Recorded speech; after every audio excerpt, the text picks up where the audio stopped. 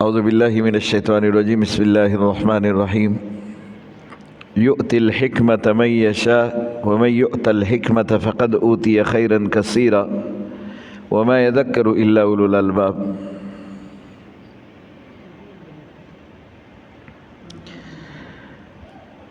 اللہ حکمت دیتا ہے جس کو چاہے، اور پھر کہا جس کو حکمت مل جائے اس کو خیر کثیر مل گیا، اور پھر کہا کہ وما یذکر الا اولو الالباب۔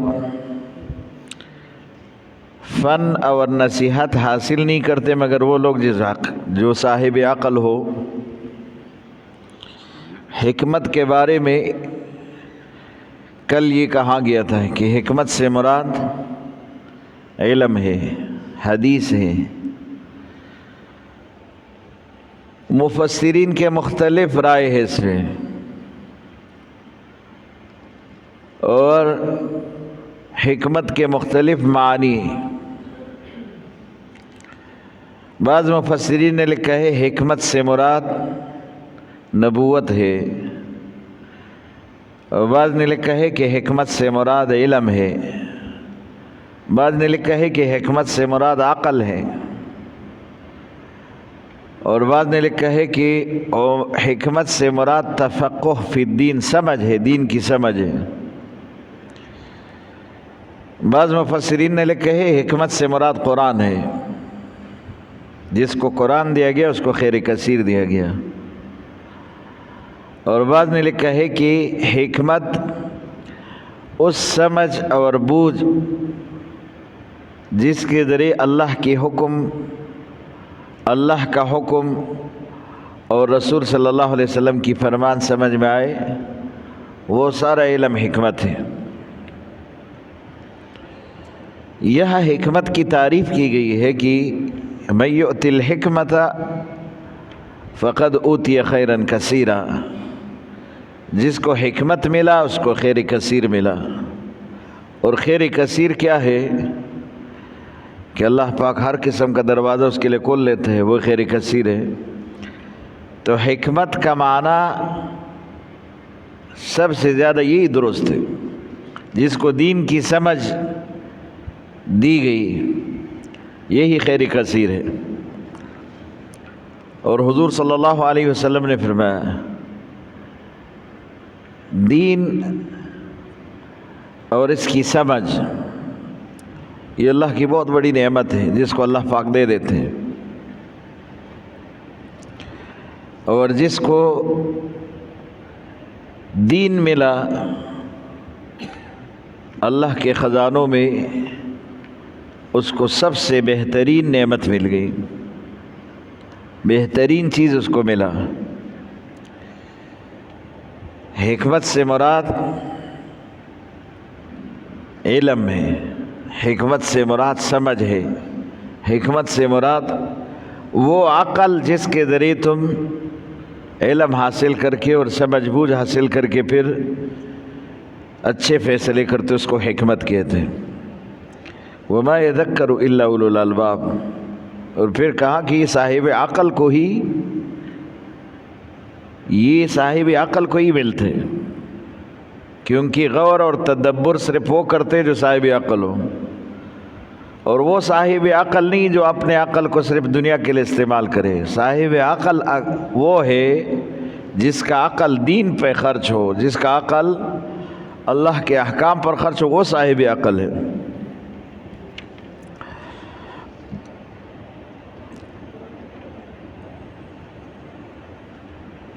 اور کہا علم اللہ کے ہاں ایک بہت بڑی نعمت ہے۔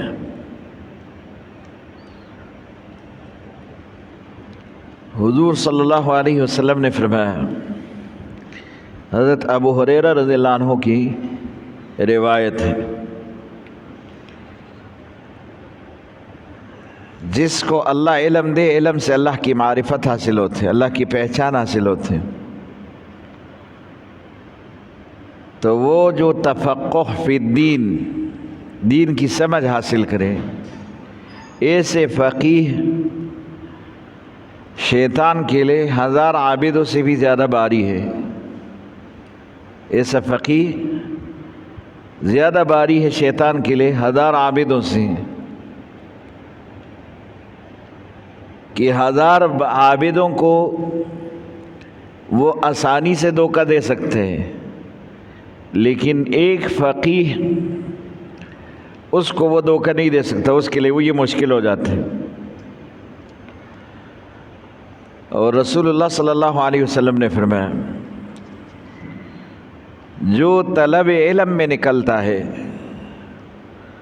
اس کے لیے کائنات کی ہر چیز دعا میں رہتی ہے، یہاں تک کہ سمندروں میں مچھلیاں اور جنگلوں میں حشرات اس کے لیے دعا کرتے ہیں جو اللہ کے دین کے حصول کے لیے اسی کے سفر میں نکلتے ہیں۔ گویا کہ حکمت جس چیز سے آتا ہے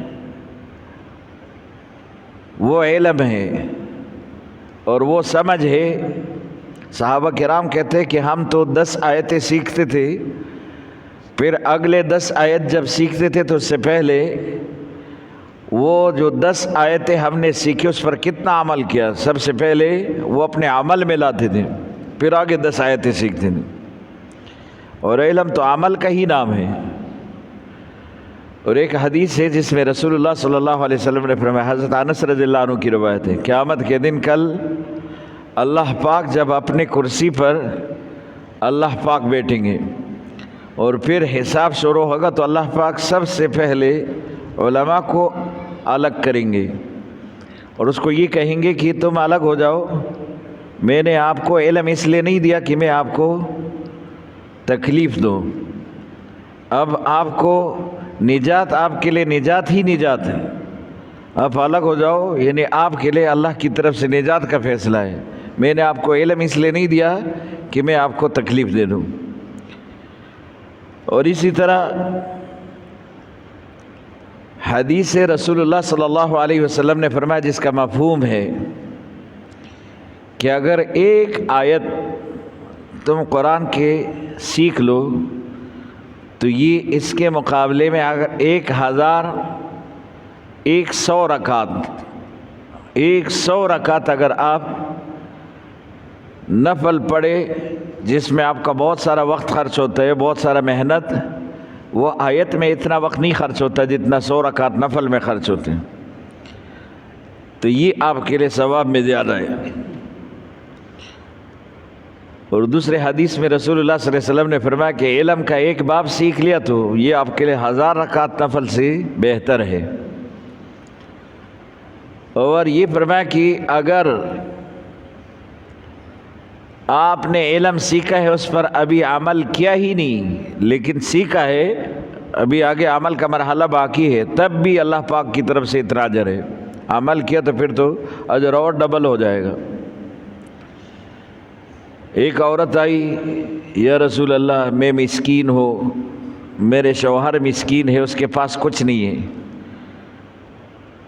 تو حضور نے فرمایا کہ کہا آپ کے شوہر نے قرآن نہیں پڑھا؟ کہا کہ قرآن تو پڑھا ہے۔ کون سا صورت اس کو آتا ہے؟ عورت کہنے لگی فلاں صورت، یہ پڑھتا رہتے ہیں۔ حضور نے فرمایا پھر تو تیرا شوہر مالدار ہے، ان کے پاس ہی جا کے رہو۔ عورت کہنے لگی کہ میں اپنے شوہر سے الگ ہو جاؤں؟ نہیں الگ نہیں ہونا، آپ کا شوہر تو مالدار ہے، اس کے پاس تو قرآن کا یہ اس کو کہو کہ پڑھتے رہو قرآن اور تم بھی اس کے ساتھ رہتی رہو۔ اور پھر کچھ عرصہ بعد یہ عورت آئی تو حضور صلی اللہ علیہ وسلم نے پوچھا تو کہنے لگی کہ ہمارے اوپر وسعت آئی ہے، اللہ پاک نے فراوانی کی ہے، رزق بڑھ گیا ہے اور کاروبار میں برکت ہو گیا، شوہر روزگار پہ ہے قرآن کی برکت سے۔ فرمایا کہ جس کے سینے میں قرآن ہے وہ روشن ہے، اس میں شیطان نہیں آ سکتا، شیطانی خیالات نہیں آ سکتا، اس لیے زیادہ سے زیادہ قرآن پڑھ لیا کرو، قرآن ہی آپ کے مسائل کا حل ہے، تو اپنے مسائل کو قرآن سے حل کرو۔ ہماری بدبختی یہ ہے کہ قرآن سے ہمارا تعلق ہی نہیں، اور نہ قرآن سے ہم تعلق بنانے کی کوشش کرتے ہیں، اس لیے قرآن سے دور ہوتے جا رہے ہیں۔ اور جتنے قرآن سے دور ہے اتنے ہی ہم پریشان ہیں، کیونکہ مشکلات کا حل تو قرآن ہے، اور آپ نے مسائل کا حل قرآن میں ہے، اور قرآن سے ہم دور ہیں تو اس لیے پریشان ہے۔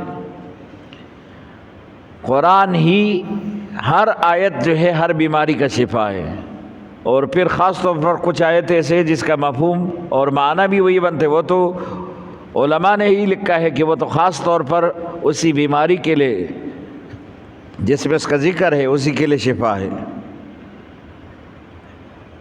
اب دانت میں درد آیا تو سب سے پہلے ڈاکٹر کے پاس ہم بھاگتے، علماء نے لکھا ہے قرآن کی ایک آیت لِكُلِّ نَبَإٍ مُسْتَقَرٌّ وَسَوْفَ تَعْلَمُونَ، ایک آیت پڑھو، 3 بار پڑھو، 7 بار پڑھو، نہیں ہوا تو 21 بار پڑھو، آپ کے دانت کا درد بالکل ختم ہو جائے گا، لیکن یقین کے ساتھ پڑھنا ہے۔ آپ کے پیٹ میں درد ہے، ناف میں درد ہے، ذَلِكَ تَخْفِيفٌ مِّن رَبِّكُمْ وَرَحْمَةٌ، آیت پڑھو اور پھر اپنے اوپر دم کرو، اللہ پاک وہ تکلیف ختم کرے گا۔ اور اسی طرح اگر کسی کے سر میں درد ہے تو علماء نے لکھے لا يصدعون عنها ولا ينزفون، یہ آیت پڑھو اور اپنے اوپر چف کرو، اللہ پاک جو ہے آپ کے سر کا درد ختم کرے گا۔ 3 بار 7 بار، اگر وہ نہیں ہوا تو پھر 21 بار پڑھو۔ لیکن قرآن تو ہم نے بالکل پیچھے ڈال لیا، اس پر اپنی زندگی میں نہ قانون کے طور پر اس پر عمل ہے اور نہ شفا کے لیے اس کو پڑھتے ہیں۔ گھر میں بھی رکھا ہے تو برکت کے لیے، اب تو موبائل نے یہ کر دیا کہ قرآن کا وہ ضرورت بھی ختم کیا جو پہلے کبھی کبھی ہم قرآن کو اٹھا کر اس میں دیکھتے تھے، پڑھتے تھے، اب تو موبائل نے وہ سب چیزیں ختم کر دی، پورا وقت موبائل پہ خرچ ہوتے۔ اب یہ قرآن گھروں میں جو پڑھے رہتے برکت کے لیے جو رکھے ہوتے وہ 2 ماہ 3 ماہ 4 ماہ، بلکہ بعض گھر ایسے ہوتے جس میں سالہ سال جو ہے موقع نہیں ملتا قرآن اٹھانے کا، جب اٹھاتے تو گرد و غبار میں پورا جو ہے قرآن بھرا پڑا ہوتا ہے، اس کا پورا لحاف جو ہے وہ اسی طرح ہوتا ہے، گرد سے بھرا ہوتا ہے۔ تو قرآن سے اگر ہمارا تعلق نہیں تو پھر ہمارے مشکلات حل نہیں ہوں گے، مشکلات قرآن ہی اس کا حل ہے، اس لیے کہا یؤتی الحکمت فقد اوتی خیرا کثیرا، جس کو حکمت ملا اس کو خیر کثیر ملا، اور حکمت قرآن ہے، اگر آپ کو قرآن ملا تو آپ کے پاس خیر کثیر ہے، اور جب قرآن آپ کے پاس ہے، آپ نے ناظرے سے قرآن پڑھا ہے تو پھر قرآن کی تلاوت کرتے رہو، اپنے مسائل کو حل کرتے رہو، اور علم بھی حاصل کرتے رہو، جو آیت آپ پڑھ رہے تو اس کا کیا مقصد ہے، کیا معنی ہے اس آیت کا جو آپ پڑھ رہے، اور کیا حکم ہے اس آیت میں جو آپ پڑھ رہے۔ تو من یؤتی الحکمت، جس کو حکمت ملا فقد اوتی خیرا کثیرا، اس کو خیر کثیر ملا۔ یہ اس پر علماء نے اور مفسرین نے بہت سارے واقعات بھی لکھے جو قرآن سے اس کے مسائل حل ہوئے، اور علم بھی اصل بنیادی علم تو قرآن کی ہے، یہ سارے علوم ہی عالیہ ہے، قرآن کے لیے ہے، عالیہ علم تو قرآن کا ہے، گویا قرآن کا علم عالی ہے، سب اس کے لیے عالی ہے، سب قرآن کے لیے پڑھا جاتے ہیں، یہ صرف ہے، یہ نحو ہے، یہ منطق ہے، یہ اس لیے پڑھائے جاتے ہیں کہ اس کے ذریعے تم قرآن میں کوئی غلطی نہ کر سکو، قرآن کے غلطیوں سے آپ محفوظ ہو جائے، اس لیے یہ قواعد اور یہ مضامین اور یہ گرامر پڑھا جاتے ہیں، اصل بنیاد تو قرآن ہے۔ یؤتی الحکمت من یشاء، اللہ جس کو چاہے حکمت دیتے ہیں، ومن یؤتی الحکمت، جس کو حکمت ملا فقد اوتی خیرا کثیرا، اس کو خیر کثیر ملا اللہ کی طرف سے۔ وما یذکر الا اولو الالباب، غور کرتے نہیں مگر وہ لوگ کرتے جو کہ صاحب عقل ہو، وہ عقل بھی جو ہے حکمت ہے، عقل بھی حکمت ہے اگر اس کو صحیح استعمال کیا جائے۔ وما انفقتم من نفقۃ او نذرتم من نذر فإن اللہ یعلم، چاہے تم کوئی نفقہ خرچ کرتے ہو اور چاہے تم نے کوئی نظر مانا ہے، اللہ کو اس کا علم ہے، اللہ سے نہیں چھپا سکتے۔ نظر کیا ہے؟ اس منت کو کہتے ہیں جو آدمی کبھی کبھار اپنے کسی کام بننے پر منت مانتے ہیں، میرا یہ کام ہو گیا تو میں یہ کروں گا، اس کو نظری معین کہتے ہیں کہ اگر کوئی خاص چیز وہ اس میں مانے منت کے طور پر تو اس کو نظری معین کہتے ہیں. مثلاً کہ میرا یہ کام فلاں کام بن گیا تو میں مرغی ذبح کروں گا، تو پھر صرف مرغی ذبح کرنے سے آپ کا نظر پورا ہوگا، بکری ذبح سے نہیں پورا ہوگا. تو آپ کہیں کہ چلو بکری تو اور بڑی ہے اور اس میں اور زیادہ خرچہ ہے، اس میں اور زیادہ گوشت ہے، تو اس سے پورا نہیں ہوگا، وہ مرغی سے ہی پورا ہوگا. آپ نے نظر مانا ہے کہ میرا یہ کام پورا ہو گیا تو میں مسجد میں ایک پنکھا لگاؤں گا، تو پنکھے لگانے سے آپ کا نظر پورا ہوگا، کھڑکی لگانے سے پورا نہیں ہوگا، پنکھے لگانے سے پورا ہوگا، دروازے لگانے سے نہیں پورا ہوگا. حالانکہ دروازے میں زیادہ خرچہ آئے گا اس سے، لیکن اس سے نظر نہیں پورا ہوگا. نظر وہی ہے جو کہ معین چیز آپ نے جس کی منت مانی ہے وہی پورا کرنا ہے. اکثر ایسا ہوتا ہے کہ نظری معین میں آدمی نیت کرتے ہیں کہ میرا فلاں کام ہو جائے، میں 3 دیگ خیرات کروں گا، اور پھر جو ہے اگر وہ اسی طرح کا نہ کرے اور وہ 1 دیگ لے کر جو ہے پکائے اور وہ خیرات کرے تو اس کا نظر نہیں پورا ہوگا، کیونکہ اس نے جتنے کا کہا اور جس چیز کے لیے کہا وہی نظر ہوگی. اس نے جو ہے اگر گوشت والا کہا چاول تو پھر گوشت والا، اگر بغیر گوشت کا کہا تو نظر میں معین میں یہ چیز ہے. اور معین نہ ہو، اگر کوئی آدمی یہ کہے کہ میرا فلاں کام ہو جائے میں ضرور صدقہ کروں گا، تو پھر یہ نظر معین نہیں ہے، صدقہ کروں گا. اور صدقہ کوئی بھی صدقہ یہ کر سکتے اور وہ کسی بھی چیز کا صدقہ کر سکتے، معنی کہ اس نے معین نہیں کیا ایک چیز کو، اگر معین کیا تو پھر معین چیز سے. لیکن اگر کوئی اسی طرح کا نظر مانے، میرا یہ کام ہو گیا تو میں غفار امیر صاحب سے قطع تعلق کروں گا، تو یہ نظر توڑنا واجب ہے. وہ نظر تو میں نے مانا ہے، میرا کام ہو گیا، اب اس کے ساتھ قطع تعلق شروع، تو قطع تعلق چونکہ حرام ہے اس کو ختم کرنے کے لیے نظر توڑنا پڑے گا.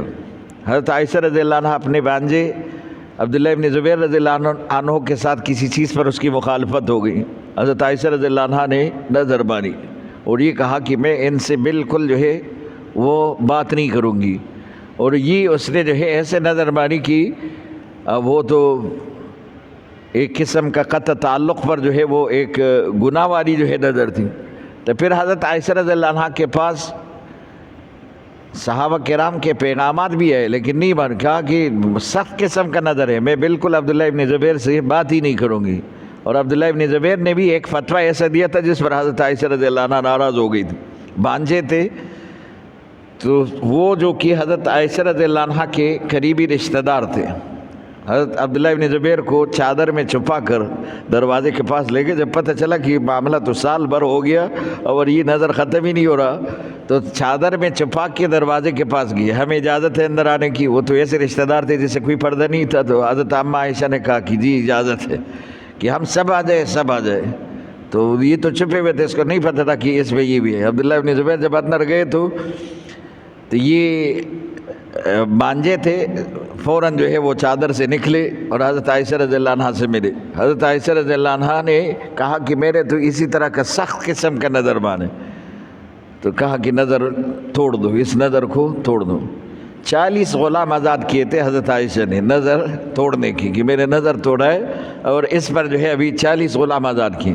تو اسی طرح کا نظر اگر کوئی بانے جس میں کوئی حلال چیز سے اپنے آپ کو روکے تو پھر نظر کو توڑ دے. جیسے قسم کے بارے میں ہم نے کہا تھا کہ قسم اٹھائے اور وہ کسی جائز کام سے قسم اٹھائے کہ میں مسجد میں نہیں جاؤں گا، نماز نہیں پڑھوں گا، قرآن کے درس میں نہیں بیٹھوں گا، تو پھر وہ قسم توڑ دے. اسی طرح نظر بھی جو ہے اگر اسی طرح چیز سے نظر کی ہے، نظر مانا ہے میرا فلاں کام بن گیا تو میں کبھی بھی جو ہے کسی اسی طرح کے کام میں شامل نہیں ہوگا، دین کے کسی مجلس میں نہیں بیٹھوں گا، تو یہ نظر ہی بیکار ہے. پھر اس نظر کو توڑنا چاہیے. مانفقت من نفقۃ، آپ نے کوئی نفقہ خرچ کیا، او نظرتم من نظر، یا کوئی نظر مانا ہے، منت مانا ہے، فإن اللہ یعلم، تم عوام سے چھپا سکتے ہو، مخلوق سے چھپا سکتے ہو، خدا سے تو نہیں چھپا سکتے، اس کو تو معلوم ہے کہ کیا نظر مانا ہے اپنے. وما للظالمین من انصار، ظالموں کا کوئی مددگار نہیں ہوگا، اس لیے اپنے آپ کو ظالم نہ بناؤ، معنی یہ کہ اللہ کے احکامات کو توڑنے والے سب سے بڑے ظالم ہیں، تو اسی طرح کا کام نہ کرو۔ ان تبدوا الصدقات فنعما ہی، صدقہ چپکے سے دینا یا ظاہری دینا، یہ مسئلہ اس آیت میں بیان ہو رہی۔ ان تبدوا الصدقات، اگر صدقہ ظاہر کرو گے، ظاہری طور پر صدقہ دینا ہے، فنعما ہی، تو یہ بھی کیا اچھی بات ہے، دوسرے کے لیے ترغیب ہے۔ وَإِن تُخْفُوهَا، اگر چپکے سے دینا چاہو، وَتُؤْتُوهَا الْفُقَرَاءَ، اور فقراء کو ہی دیتے ہو، فَهُوَ خَيْرٌ لَكُمْ، یہ تمہارے لیے زیادہ بہتر ہے۔ اگر کوئی اعلانیہ صدقہ کرتے ہو، اس میں ترغیب مقصود ہو، اس میں تفاخر نہ ہو، تکبر نہ ہو، تو پھر تو ٹھیک ہے، علی الاعلان کریں۔ لیکن اگر آپ کو پتہ ہے کہ اس میں ریا آ سکتا ہے، تکبر آ سکتا ہے، تفاخر آ سکتے ہیں کہ میں دوسرے پر اپنا فخر کروں کہ دیکھو میں نے اتنا صدقہ دیا، اس کے مقابلے میں ہے، تو پھر چھپکے سے دینا بہتر ہے، چھپکے سے صدقہ بہتر ہے، اس میں یہ چیز نہیں ہوتا۔ علماء نے لکھا ہے کہ ایک وقت تھا جب کہ اسی طرح چیزیں جو صدقات واجبہ ہے بعضی معین نہیں تھی، اب معین ہو گئی تو صدقات واجبہ الگ چیز ہے، اس میں غرور نہیں آ سکتا۔ اگر آپ صدقات واجبہ کسی کو یاد دلانے کے لیے کرتے کہ آپ زکوٰۃ دے رہے اور زکوٰۃ اسی طرح لوگوں کے سامنے دیا تاکہ لوگوں کو بھی جو ہے زکوٰۃ کے بارے میں اگر وہ سست ہے تو وہ بھی چست ہو جائے، اگر وہ بھول گئے تو اس کو یاد آ جائے، تو یہ اچھی بات ہے۔ ایک ہے صدقات نفلیہ، وہ صدقات جو آپ کے اوپر واجب نہیں ہے۔ صدقات واجبہ کیا ہے؟ زکوٰۃ ہے، فطرہ ہے، اسی طرح کی وہ صدقات جو نظر ہے۔ ایک وہ صدقات ہے جو آپ کے لیے نفل ہے، آپ کے اوپر واجب نہیں، تو اس کے بارے میں علماء نے لکھا ہے کہ نفلی صدقات چپکے سے دینا بہتر ہے، کیونکہ اس میں ریا آ سکتے ہیں۔ جب بھی نفلی صدقات آپ ظاہر کرو گے اس میں ریا کا خطرہ ہوتے، اور ریا سے عبادت بالکل جل جاتے، ختم ہو جاتے، بیکار ہو جاتے۔ اسی لیے ریا والا عمل سے اپنے آپ کو بچاؤ۔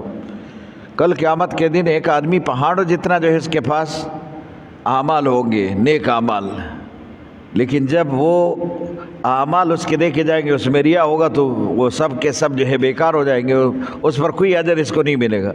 وزن میں زیادہ وہ جسامت میں زیادہ نظر آئیں گے لیکن اس کا وزن نہیں ہوگا۔ اس لیے اعمال کا وزن بھی تب بڑھتا ہے جب اس میں اخلاص ہو اور اس میں ریا نہ ہو، للہیت ہو۔ تو صدقہ بھی چھپکے سے دے تو یہ بہتر ہے۔ تو قرآن نے دونوں صورتیں جائز قرار دی، کہا ان تبدوا الصدقات، اگر آپ کسی صدقے کو ظاہر کرو گے، ظاہری طور پر کسی کو صدقہ دینا چاہے، فنعما ہی، یہ بھی کیا اچھی بات ہے۔ وَإِن تُخْفُوهَا، لیکن اگر چھپ کر صدقہ دینا چاہو، وَتُؤْتُوهَا الْفُقَرَاءَ، اور فقراء کو پہنچا دو، فَهُوَ خَيْرٌ لَكُمْ، یہ تمہارے لیے زیادہ بہتر ہے، یہ تمہارے لیے زیادہ بہتر ہے کہ چھپکے سے دے دے، ظاہراً نہیں۔ وَيُكَفِّرْ عَنْكُم مِّن سَيِّئَاتِكُمْ، یہ صدقہ ہی تمہارے گناہوں کو معاف کرنے کا ذریعہ ہے، اس سے اللہ تمہاری بلائیں مصیبتیں ختم کر دیتے، تمہارے گناہ ختم ہو جاتے۔ واللہ بما تعملون خبیر، اللہ تمہارے ہر عمل پر خبردار ہے۔ تو پھر عوام کو دکھانے کی ضرورت کیا ہے؟ آپ نے صدقہ تو اپنے لیے کرنا ہے، خدا کے خزانے میں آپ کے لیے جمع ہو رہے، تو پھر عوام کو دکھائے نہ دکھائے، ویسے بھی آپ کا صدقہ ہے، آپ کا ہی اجر ہے۔ لیس علیک ھداھم ولکن اللہ یہدی من یشاء، اب پیغمبر کو اللہ نے کلی طور پر اور صاف طور پر یہ تسلی دی ہے کہ تمہارا کام صرف لوگوں کو ہدایت کے راستے پر لگانا ہے، بلانا ہے، دعوت دینا ہے۔ نہیں مانے تو آپ اس کے مکلف نہیں ہیں کہ آپ زبردستی اس پر یہ کریں اور یہ آپ کے اس کے لیے جو ہے آپ اپنے آپ کو پریشان کر دیں۔ لعلک باخع نفسک علی آثارہم، کہ یہ لوگ کیوں ہدایت پر نہیں آتے، اس کے لیے آپ اپنے آپ کو خدا نخواستہ ہلاک کر دے، نقصان پہنچائے۔ آپ کا کام تھا ہدایت، ان کو یہ پیغام پہنچانا، آپ پہنچا چکے، اب نہیں مانے تو چھوڑ دو اس کو۔ لیس علیک ھداھم، تمہارے اوپر لازم نہیں کہ ان کو ہدایت پر لگائے، ولیکن اللہ یہدی من یشاء، ہدایت تو اللہ کے پاس ہے، جس کو چاہے اللہ ہدایت دیتے، جس کو چاہے اللہ پاک نہیں دیتے۔ وما تنفقوا من خیر فلانفسکم. اور دوسری بات یہ ہے کہ اگر کوئی خیر کا کام کیا نا تو یہ بھی تمہارے اپنے لیے ہے، تو پھر دو لوگوں کو دکھانے کی ضرورت ہی نہیں. جب خیر تمہارا اپنا ہے تو پھر لوگوں کو دکھانے کی کیا ضرورت، پھر اپنے لیے جمع کر دو وہ خیر جو تم اپنے لیے جمع کرتے ہو. وما تنفقون الا ابتغاء وجہ اللہ. اور آپ خرچ نہیں کرتے مگر صرف اللہ کی رضا کے لیے. تو خرچ کرنا صرف اللہ کی رضا کے لیے، اور اس میں کوئی غیر کا رضا شامل ہوا تو اس پر کوئی اجر نہیں ملے گا. وما تنفقوا من خیر. اور جو تم کسی مال کو، کسی خیر کو، خیر کے کام کو کریں گے، یوفى الیکم، پورا تمہیں بھی واپس دیا جائے گا. یوفى الیکم، اس کا اجر پورا ملے گا. وانتم لا تظلمون، تمہارے ساتھ کوئی اللہ کی طرف سے ظلم نہیں کیا جائے گا. معنی یہ کہ جو تم کرتے ہو اگر وہ اللہ کے لیے ہو تو اللہ بھی پورا اجر دیتے ہیں. لیکن آپ نے اگر کسی غیر کو شامل کر دیا تو پھر یہ امید نہ رکھنا کہ اللہ پاک اس پر اجر دے گا، پھر تو وہ بیکار ہو گیا. کیونکہ اللہ کسی غیر کو اپنے ساتھ شریک نہیں مانتا، اور نہیں چاہتا اللہ کہ تم کسی غیر کو شریک کر کے اپنے اعمال کو برباد کرے. اس لیے اللہ کہتے ہیں کہ وہ صرف خالص اللہ کے نام پر کہتے ہیں نا کہ ہم تو صدقہ خدا کے نام پر ہی دیتے ہیں، لیکن یہ تو ہمارے اللہ کے ہاں ہمارے سفارشی، اس لیے اس کا بھی نام لیتے ہیں. تو اللہ کے ساتھ کسی کا نام لیا کہ یہ اللہ کے نام پر اور حسین کے نام پر، تو یہ شرک ہے. اللہ کے نام پر، محمد الرسول اللہ کے نام پر، تو شرک ہے. اب یہ ہے کہ ہاں یہ چیز میں اللہ کے نام پر دیتا ہو اور میں چاہتا ہوں کہ اس کا اجر پورے امت کو ملے، اس کا اجر رسول اللہ کو ملے، اس کا اجر انبیاء کو ملے، تو پھر ٹھیک ہے. لیکن اگر آپ وہ چیز اس میں اللہ کے نام کے ساتھ کسی نام کو شامل کرتے تو برابری اللہ کے ہاں اللہ پاک کسی کا نہیں مانتے. وہ واحد لا شریک ہے، اس کے ساتھ کوئی شریک نہیں ہے. للفقراء الذین احصروا فی سبیل اللہ. پھر کہا کہ آپ خرچ کرو تو سب سے پہلا بڑا مصرف یہ ہے کہ وہ فقیر جو اللہ کے راستے میں، وہ محتاج جو اللہ کے راستے، اس پر خرچ کرو. اللہ کے راستے میں ہے اس پر خرچ کرو. اب کوئی حج کے سفر میں ہے یہ اللہ کے راستے میں ہے، جہاد کے سفر میں اللہ کے راستے میں، تبلیغ کے سفر میں ہے اللہ کے راستے میں، یہ سب اللہ کے راستے میں. اب اگر ایک مالدار آدمی ہے لیکن حج کے سفر پہ نکلا ہے اور اس کا مال ختم ہوا تو وہ زکوٰۃ بھی لے سکتے ہیں. اگر وہ مالدار بھی ہے تب بھی جو ہے سفر کی وجہ سے وہ مستحق قرار دیا. تو اگر کوئی سفر میں ہے تو اب وہ اللہ کے راستے میں اس پر خرچ کرو. اور ایک بات ہے، قیامت میں ایک آدمی کو اس کا عمل نامہ دیا جائے گا، اس میں بہت سارے خیرات، حج، زکوٰۃ اور فلاں یہ چیزیں ذکر ہوگی. یہ کہے گا یا اللہ یہ عمل نامہ تو کسی اور کا ہے، میرا نہیں ہے، میں نے تو یہ کام کیا ہی نہیں، تو یہ میرے عمل نامے میں کیسے لکھے گئے؟ میں نے تو نہ اتنے اونٹ ذبح کیے، نہ اتنے بڑے خیرات کیے، نہ اتنا حج کیے، اور اس میں تو لکھا ہوا ہے. اللہ کہے گا یہ عمل نامہ تیرا ہے، تم نے بے شک یہ عمل نہیں کیا، لیکن تمہارے کہنے پر جس نے کیا ہے تجھے بھی یہ اجر ملا ہے. تمہارے کہنے پر یہ عمل کسی نے کیا ہے اور اس کا اجر تجھے بھی دیا گیا، اس کو بھی پورا اجر ملا لیکن تمہیں بھی ملا. اب اگر آپ الدال علی الخیر کفاعلہ، ہر خیر کام دکھانے والا ایسے جیسے کرنے والا. آپ نے کسی کو صحیح راستہ دکھایا، اس نے اس پر عمل کیا، اس کو جتنا اجر ملا آپ کو بھی اتنا ہی اجر ملا. آپ نے کسی کو مسجد کی ضرورت بتائی، اس نے ضرورت مسجد کی پوری کر لی، آپ کو بھی پورا اجر ملا، اس کو بھی پورا اجر ملا. کام تو اس نے کیا لیکن دکھانے کے واسطے جو آپ نے اس کو یہ کام بتایا اور آپ کے کہنے پر کیا تو آپ کو بھی پورا اجر ملا. للفقراء الذین احصروا فی سبیل اللہ، ان فقیروں کے لیے جو اللہ کے راستے میں رکے ہوئے ہیں. معنی یہ کہ وہ جہاد میں ہے، وہ سفر میں ہے، رکے ہوئے اللہ کے راستے میں. لا یستطیعون ضربا فی الارض، اور وہ زمین میں ابھی آگے چلنے کی طاقت ہی نہیں رکھتے، اس کے پاس مال نہیں ہے، اس کے پاس نفقہ ختم ہو گیا، خرچہ ختم ہو گیا، آپ اس کی مدد کریں گے، وہ آگے چلنے کی ہمت اس میں نہیں ہے. معنی یہ کہ اس کے پاس خرچہ نہیں ہے، اور وہ مانگتے بھی نہیں لوگوں سے. قرآن کہتے ہیں کہ وہ ایسے لوگ ہیں کہ وہ مانگتے بھی نہیں، نہ اس کے پاس خرچہ ہے، لیکن ایسے سفید پوش لوگ ہیں کہ وہ لوگوں سے نہیں مانگ رہے. اب وہ ہے مجبور لیکن لوگوں سے نہیں مانگ رہے. یحسبہم الجاہل اغنیاء، اس سے جو بے خبر لوگ ہیں وہ سمجھ رہے کہ یہ تو مالدار آدمی ہے، یہ تو لوگوں سے نہیں مانگ رہے. من التعفف، سوال نہ کرنے کی وجہ سے لوگ کہتے ہیں کہ یہ مالدار ہے. تعرفہم بسیماہم، آپ ان کے علامات سے اس کو پہچانیں گے کہ جب خرچے کا وقت آئے گا تو اس کے پاس خرچہ نہیں، اس کی علامات سے آپ نے اس کو پہچان لیا. لا یسألون الناس الحافا، لوگوں سے منہ کھول کے وہ نہیں مانگ رہا، لوگوں کے سامنے ہاتھ پھیلا کر نہیں مانگ رہا. الحافا، الحافا کا معنی مجھے تو یہ اردو کے یہ الفاظ اچھی طرح نہیں آتے کہ کیا معنی اس کا میں کروں، لیکن ہمارے استاد محترم نے ہمیں جو معنی سکھایا کہ الحافا اپنی زبان میں وہ یہ پچنگا خلا د خلق نہ نغواڑی، خلا نہ چنگی خلق ہوتا، خلا نہ چنگی خلق ہوتا، آگے تو الحاف ہوئی. آپ لوگوں کے سامنے منہ کھول کے اور اپنی زبان پر یہ بات نہ لائے کہ میں مجبور ہوں، اور لوگ بھی آپ کے اس نہ مانگنے کی وجہ سے آپ کو غنی اور مالدار شمار کرے، لیکن آپ کی علامات سے اس نے پہچان لیا کہ یہ فقیر ہے، یہ غریب ہے، اور یہ اسی طرح کے حاجت مند ہے، ضرورت مند ہے، اور پھر آپ کے ساتھ انہوں نے تعاون کیا. وما تنفقوا من خیر فإن اللہ بہ علیم. اگر آپ نے یہاں پر کوئی مال خرچ کیا نا تو اللہ کو تو معلوم ہے کہ آپ نے ایسی جگہ پر خرچ کیا جہاں واقعی میں ضرورت ہے، اور اسی ضرورت پر جو اللہ آپ کو اجر دے گا بہت بڑا اجر ہے. رکوع سے اگلے آیت کا مناسبت بالکل اسی رکوع سے ہے تو وہ بھی پڑھتا ہوں. الذین ينفقون اموالهم باللیل والنہار، وہ لوگ جو اپنے مال کو دن میں بھی خرچ کرتے ہیں، رات میں بھی خرچ کرتے ہیں. سرًا وعلانیہ، چپکے سے بھی خرچ کرتے اور ظاہری طور پر بھی خرچ کرتے ہیں. فلہم اجرہم عند ربہم، ان کے لیے اللہ کے ہاں اجر ہے. ولا خوف علیہم، اور اتنا بڑا اجر کہ قیامت میں نہ ان کے اوپر کوئی خوف ہوگا، ولا ہم یحزنون، نہ غمگین ہوں گے. یہ آیت بالاتفاق ابو بکر صدیق رضی اللہ عنہ کے بارے میں نازل ہوئی. ابو بکر صدیق رضی اللہ عنہ نے صدقے کی فضیلت میں، جب رسول اللہ صلی اللہ علیہ وسلم نے کہا کہ چپکے سے بھی صدقہ دو، لوگوں کے سامنے بھی صدقہ دو، رات میں بھی صدقہ دو، دن میں بھی صدقہ، تو ابو بکر صدیق رضی اللہ عنہ نے کیا کیا کہ جا کر جو ہے دن میں صدقہ دیا، پھر رات میں صدقہ دیا، پھر جو ہے عوام کے سامنے، پھر اسی طرح چپکے سے صدقہ دیا.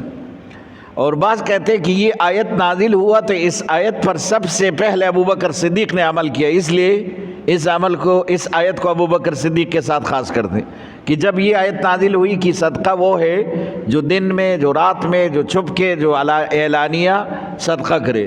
تو ابو بکر صدیق رضی اللہ عنہ نے 40,000 درہم لیے، 40,000 درہم لیے، اور اس میں سے 10,000 درہم دن میں خرچ کیے، پھر 10,000 درہم رات میں غریبوں میں بانٹے، تقسیم کیے، اور پھر 10,000 مجمع کے اندر لوگوں کے سامنے صدقہ کیا، اور پھر 10,000 چھپ کے سے جو کسی کو پتہ نہ چلے ایسے خرچ کیا. تو اللہ کہتے ہیں کہ کچھ ایسے لوگ ہیں ينفقون اموالہم، جو اپنے مال کو خرچ کرتے باللیل، رات میں، والنہار، اور دن میں، سرًا، چھپ کے سے، لوگوں سے چھپ کر، وعلانیہ، اور لوگوں کے سامنے. فلہم اجرہم، ان کے لیے اتنا اجر ہے عند ربہم، اللہ کے ہاں، لا خوف علیہم، کہ وہاں جب سب لوگ خوف زدہ ہوں گے اس کو کوئی خوف نہیں ہوگا.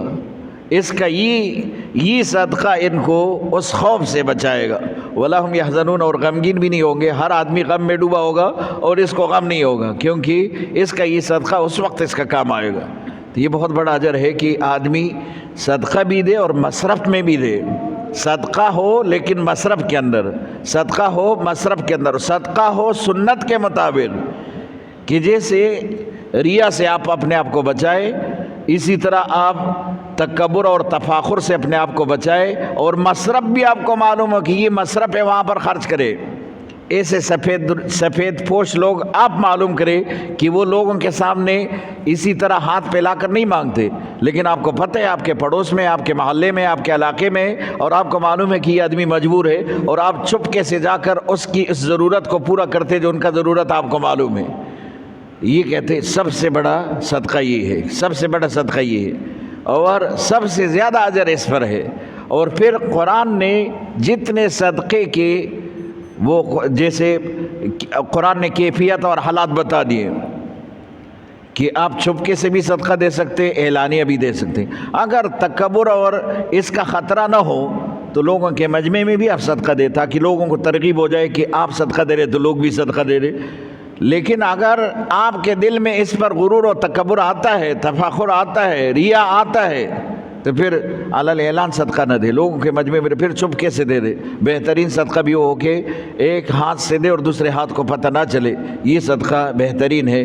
اور فرمایا کہ قیامت کے دن عرش کے سائے میں ایک وہ بندہ ہوگا کہ صدقہ اس طریقے سے دیتا ہے کہ اس کے ایک ہاتھ میں صدقہ اور دوسرے ہاتھ کو اس کا خبر نہ ہو. مطلب یہ کہ کسی کو پتہ نہ چلے. دوسرے اس کا یہ تو مثال لیا کہ کسی کو پتہ نہ چلے. یہ صدقہ ایسے دے کہ اس کو پتہ ہے، اس کے رب کو پتہ ہے، اور کسی کو نہیں پتہ، اور جس کو دیا ہے اس کو پتہ ہے، باقی کسی کو نہیں پتہ. اور صدقہ دیا اور پھر جو ہے اس آدمی کو بیچارے کو ذلیل کیا بڑے مجلس میں کہ میں نے تو آپ کو صدقے کے پیسے دیے تھے، میں نے تو آپ کے ساتھ یہ تعاون کیا تھا، میں نے تو آپ کے ساتھ یہ تھے. تو وہی بات ہے. ایک آدمی تبلیغ والوں کے ساتھ مل گیا اور شراب کے نشے میں پہلے مست تھا، چھوڑ دیا شراب. وہ آدمی جہاں اس کو لے کر جاتے، یہ پہلے شراب پیتا تھا، اب نہیں پی رہے.